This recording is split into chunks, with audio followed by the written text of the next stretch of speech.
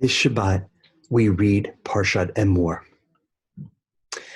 Among the various items, subjects in Parshat Emor, we hear more instruction to the Kohanim as they lead the Jewish people.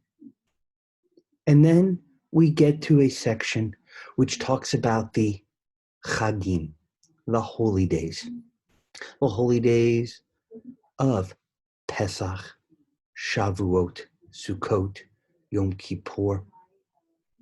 And there's another holy day, which many of us sometimes forget is actually a holy day, and that is Shabbat. And the Torah says the following: Sheshet yamin taseh malacha, uvayom hashvi Shabbat, Shabbaton mikra kodesh, kol malacha lo ta'asu, Shabbat hi, ladoshem, bechol moshvotechem. On 6 days, work may be done.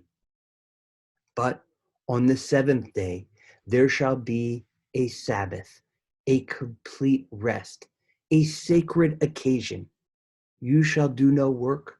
It shall be a Sabbath of the Lord throughout all of your settlements. Shabbat. It's one of the greatest innovations, greatest concepts and ideas the world to have ever known. And guess what? It's ours. It's the Jewish people's.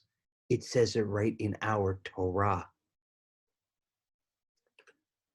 There seems to be an awful lot of mitzvot, a lot of halacha, commandments and law about Shabbat. I'd like to very quickly highlight two of those. An Israeli rabbi by the name of Rabbi Eliezer Melamed wrote an impressive series of books called Pninei Halacha, the Pearls of Jewish Law. And I want to quote to you what he wrote. He said that there are two mitzvot pertaining to the Shabbat meal.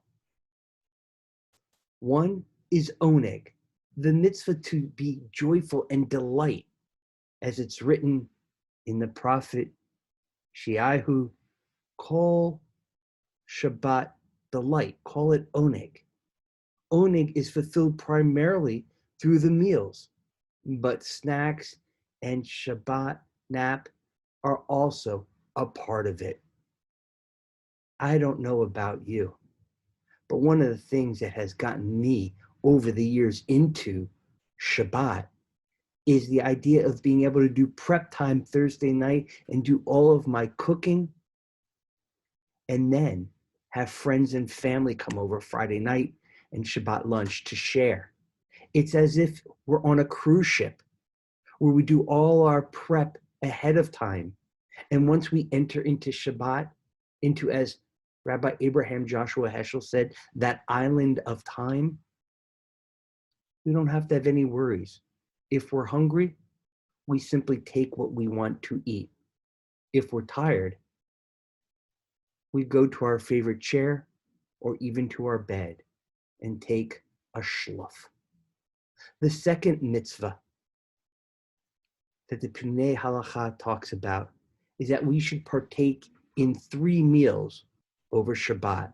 The sages saw this as a hint in the various verses of the Torah, and it's taken from the Gemara in Shabbat 117b.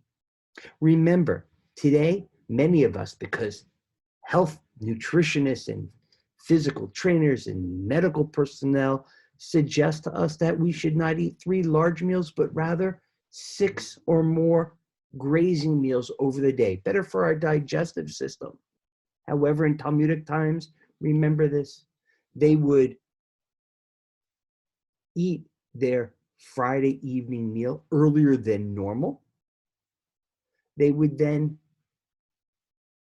eat their morning meal later than normal, and then midway through the afternoon, eat their third meal, which was still earlier than what they would eat during the week. During the week in the Talmudic times, they would get up early in the morning, go out and work, and eat maybe around 10, 11 o'clock in the morning, what you and I would call brunch.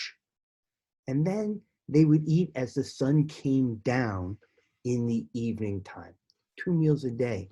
So on Shabbat, they shifted things around in order to highlight the significance of that day. 2 important mitzvot.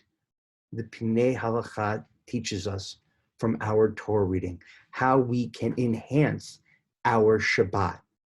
Food becomes a way of bringing people together.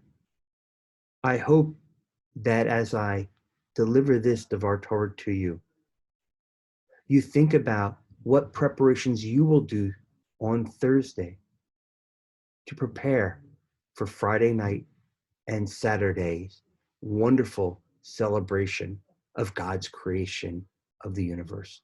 Shabbat Shalom.